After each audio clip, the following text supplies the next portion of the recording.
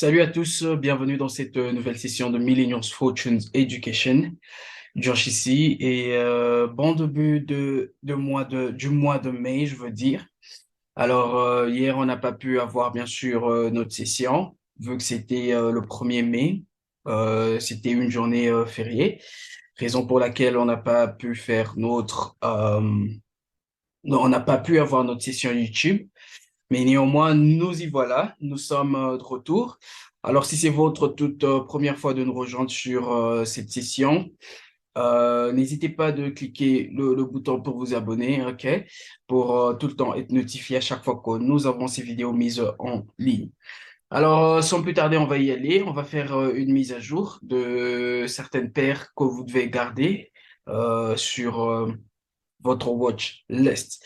Alors, vous allez remarquer sur les paires avec le dollar australien, il y a eu un fort mouvement haussier, OK, pour ces paires qui ont le dollar australien comme devise de base, OK, et ces autres paires qui ont bien sûr le dollar australien comme la devise cotée, vous allez voir que ça sera un mouvement baissier.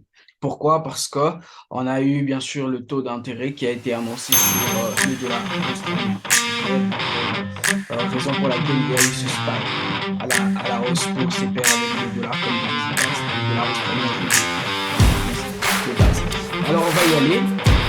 La toute première paire, nous avons USDG. Et USDGPY, nous sommes toujours en train de voir cette correction. Une correction. Alors on a eu ce mouvement baissier, et le prix est en train de développer cette correction. Alors si vous voulez sur le prix, alors est-ce qu'on va voir sur ce prix? On va voir le prix dans cette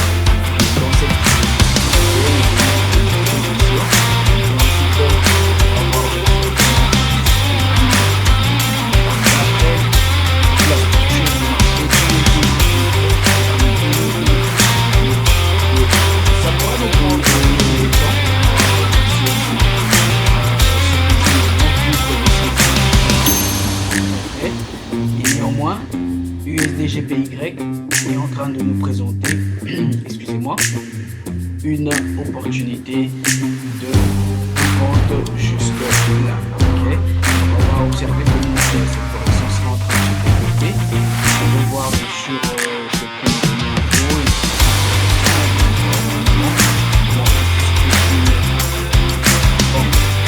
Alors, la seconde paire, bien sûr, c'est le gold.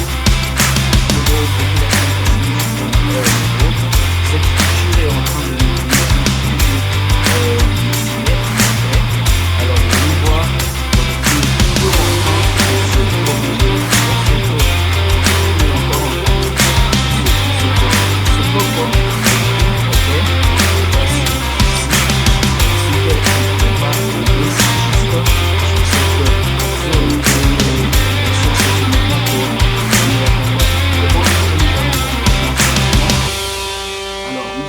dans ce mouvement de deux manières. Si le prix revient comme ça, là, ici, tester cette zone de résistance et nous donner un nouveau haut, ça va nous donner une opportunité de vente. OK? Ça va nous donner une opportunité de vente. Mais si le prix ne nous donne pas de haut là, et à partir d'ici, le prix repart à la baisse, alors nous allons attendre à avoir un breakout. OK? On va attendre à avoir un breakout baissier agressif. OK? Et bien sûr, une fois que ce candlestick-là qui va break out va fermer, ça va nous dire si ce mouvement, ce breakout a été agressif ou s'il a été baissier. Et s'il a été agressif, ça va nous donner bien sûr une opportunité de vente. Donc, on va rentrer et bien sûr prendre ce mouvement à la baisse. OK? Donc, souvenez-vous que nous sommes toujours en train de rechercher quoi? Nous sommes toujours en train de rechercher une vente sur le gold. Néanmoins, je veux dire, voyons voir, euh, oui, oui, il semble être baissier, ok? Donc, voilà les possibilités avec le gold. Mais il se peut que le gold reparte agressivement à la hausse, ok? S'il repart agressivement à la hausse, on va tenir compte de ce grand canal ascendant, OK?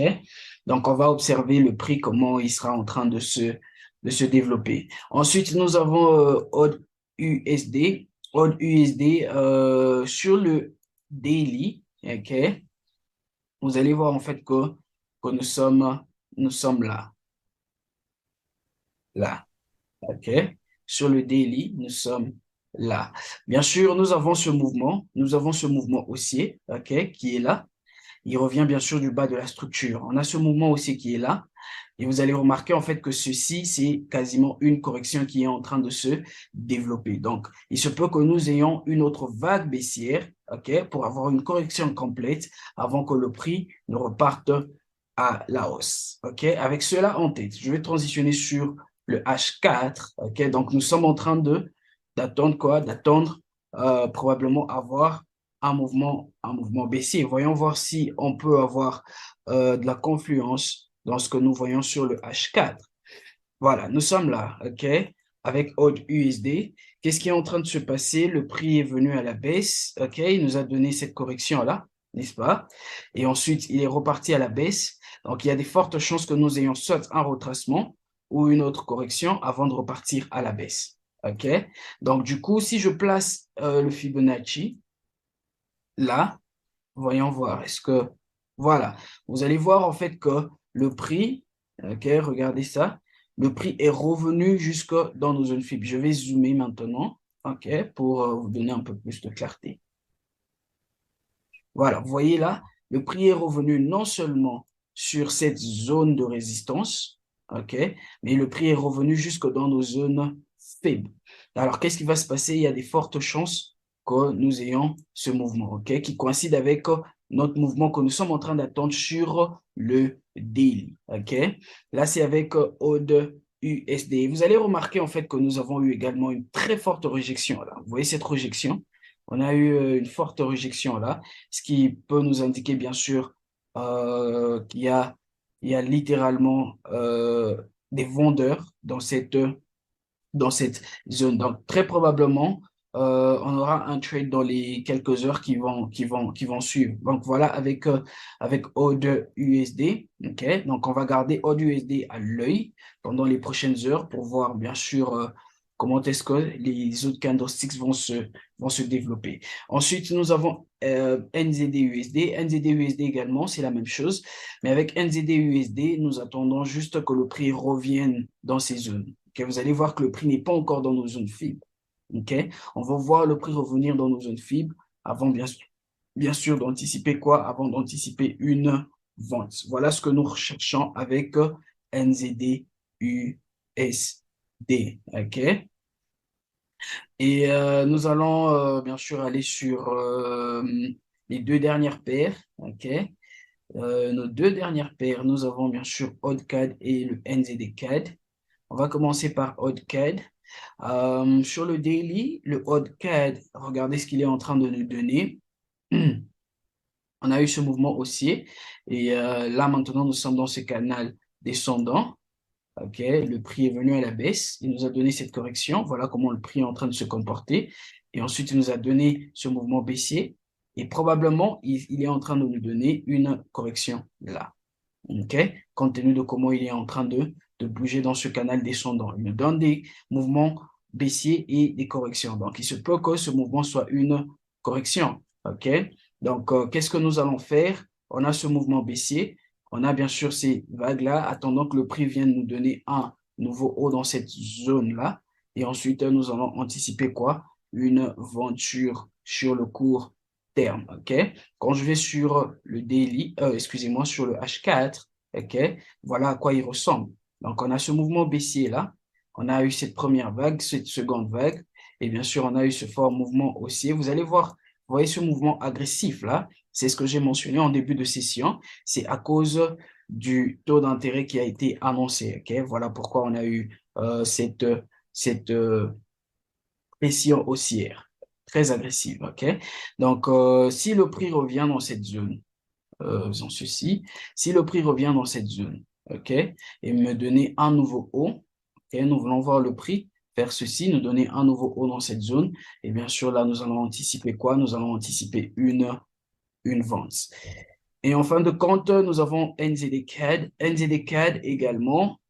NZD-CAD, il est un peu tricky. Alors, vous allez voir que nous avons déjà pris notre profit sur NZD-CAD. Si vous avez ce mouvement ouvert, vous pouvez fermer ce mouvement. Et enfin, vous pouvez fermer ce trade et prendre votre profit. Alors, pourquoi je dis cela? Parce que il se peut que nous ayons une autre vague baissière, OK, avant de repartir encore une fois à la hausse. Souvenez-vous qu'on a discuté de ce mouvement il y a 2 semaines. On a eu ce mouvement haussier. On a eu ces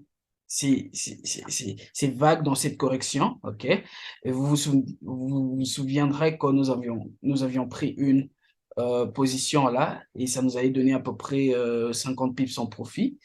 Et là, vous allez remarquer en fait que le prix est susceptible de faire quoi? D'aller à la baisse, compte tenu de comment il est en train de bouger dans cette correction. Il nous donne un mouvement baissier, il nous donne une correction. Il nous donne un mouvement baissier là et une autre correction, mouvement baissier, correction. Donc, il se peut que le mouvement reparte à la baisse. OK? Donc, du coup, il se peut que nous ayons ce mouvement baissier là. OK? Donc, nous allons rechercher une vente sur le court terme. Ça, c'est de 1. De 2, si vous remarquez sur cette zone de résistance, OK, souvenez-vous, je suis sur le daily, cette zone de résistance, vous allez voir que nous avons eu des rejections, des candlesticks avec des rejections là. C'est une indication qui se peut que nous ayons euh, un mouvement baissier, OK?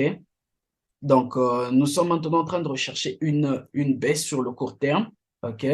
On recherche une baisse sur le court terme avant, bien sûr, que le prix ne reparte encore une fois à la hausse. Donc, voilà, avec NZD CAD, OK? Vous pouvez fermer ce trade-là.